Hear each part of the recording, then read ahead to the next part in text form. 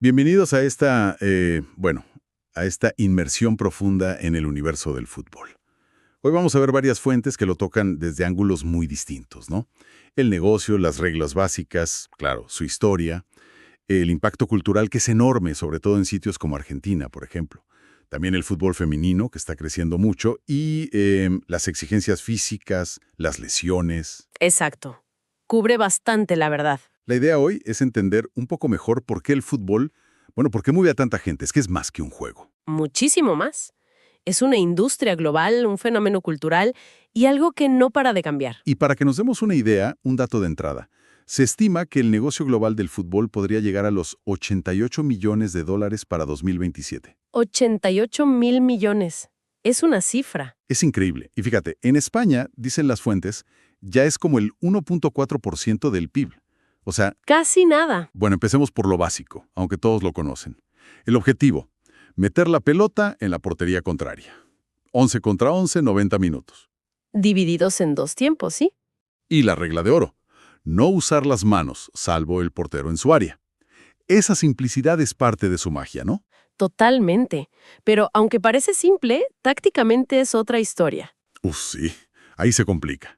Tienes el portero, los defensas, los mediocampistas, los delanteros, cada uno con su tarea súper definida. Y sus raíces, bueno, son antiguas. Se habla del episgiros griego y cosas así. Sí, juegos de pelota ha habido siempre, pero el fútbol como lo conocemos hoy, eso nació en Inglaterra. Ajá. The Football Association, 1863. Ahí se fijaron las reglas modernas. Exacto. Y el primer partido internacional oficial, Escocia contra Inglaterra, en 1872. Ahí arrancó todo, digamos. Y se expandió rapidísimo, ¿verdad? Rapidísimo. Es impresionante. La influencia británica, claro, fue fundamental. Por eso ves federaciones tan tempranas como la de Argentina en 1893 o la de Chile en 1895. ¡Wow! ¡Qué pronto! Sí, y eso preparó el camino para la FIFA, que se creó en 1904. Y de ahí al primer mundial en Uruguay, 1930. O sea, en pocas décadas pasó de ser algo muy británico a, un fenómeno global. Y esa expansión, claro, no fue solo cultural. Sentó las bases para el negocio que es hoy. Totalmente. Los eventos como el World Football Summit, por ejemplo, que mencionan las fuentes, mueven millones. Millones y una atención mediática brutal. Y vemos esa transformación de clubes que eran, digamos, locales, Sí, a formar parte de conglomerados multinacionales gigantes. El City Football Group es el ejemplo que siempre sale. claro. ¿Y qué impulsó tanto ese crecimiento? Bueno, varios factores. La profesionalización desde muy temprano, los derechos de televisión, que son una locura de dinero, Uf, sí. y la internacionalización de las ligas, los torneos, y ahora la tecnología. Es que es clave. ¿La tecnología cómo? ¿El VAR y eso? El VAR es una parte, sí, pero también la inteligencia artificial, por ejemplo, Ah, ¿la IA en el fútbol? ¿Para qué? pues para analizar el rendimiento con un nivel de detalle increíble, métricas que antes ni soñábamos. También para personalizar la experiencia del fan, ¿sabes? En las apps, en las plataformas. Entiendo. E incluso se intenta usar para predecir lesiones, analizando cargas de trabajo, datos biométricos, es todo un mundo. ¿Y el VAR que mencionabas? Siempre la polémica. Siempre. A ver, la idea es buena. Reducir errores arbitrales claros en jugadas decisivas. Goles, penales, rojas directas. Se revisa el video y ya. Pero, Pero claro, las fuentes también recogen las críticas, que se interrumpe mucho el juego, que si le quita espontaneidad. Es un debate constante entre la justicia tecnológica y la fluidez del partido. hablando de pasión, el impacto cultural, Eso es. tremendo. Esencial. En Argentina, por ejemplo, las fuentes lo describen casi como una religión, un símbolo de identidad nacional muy fuerte. Totalmente. Une al país, sobre todo en los mundiales. Es un termómetro social. Si a la selección le va bien, el ánimo general sube. Y si no, Se nota en todo, ¿no? En la música, como esa canción famosa sobre Maradona, la mano de Dios, claro. o en el cine, películas como El secreto de sus ojos, donde el fútbol no es solo un fondo, es parte clave de la trama, de la atmósfera. Es verdad.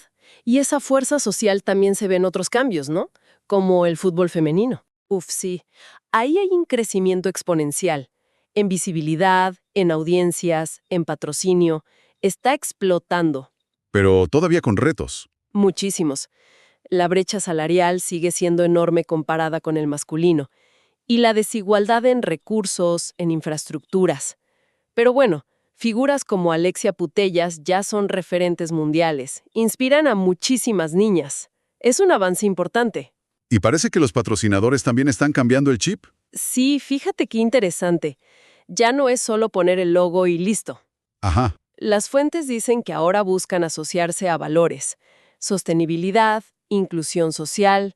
Mencionan un proyecto del Atlético de Madrid con Integrated Dreams para ayudar a personas con discapacidad a ir al estadio. Qué bueno eso, usar el fútbol para integrar. Exacto, como herramienta social.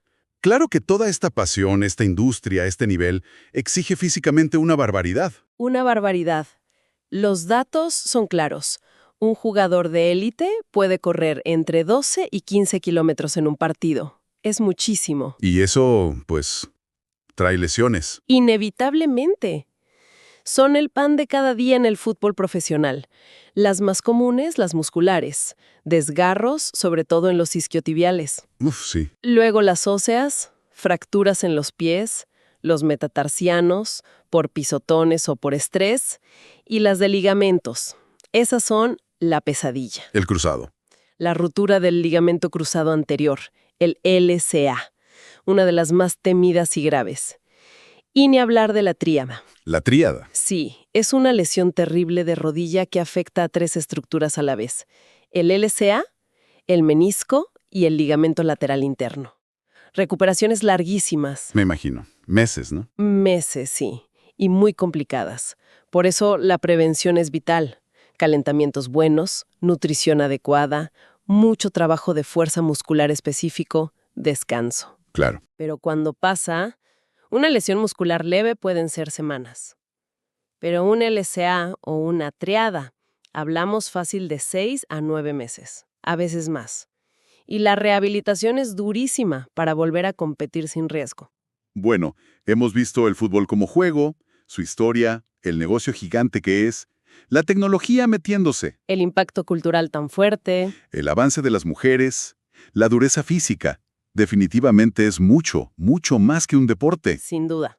Y todo esto nos deja una pregunta ahí, ¿no? Pensando en el futuro. A ver, Con esta comercialización que no para, la entrada de fondos de inversión enormes, la tecnología como la IA o el VAR, cambiando cómo lo vivimos, ¿qué va a pasar con ese vínculo cultural tan profundo? Ese sentido de identidad casi, tribal que genera, como veíamos en Argentina. se mantendrá igual. Exacto. ¿Podrá ese fervor, esa esencia popular, sobrevivir intacta frente a la lógica del negocio global? ¿O estamos viendo cómo se transforma en otra cosa? Inevitablemente. Es algo para pensar.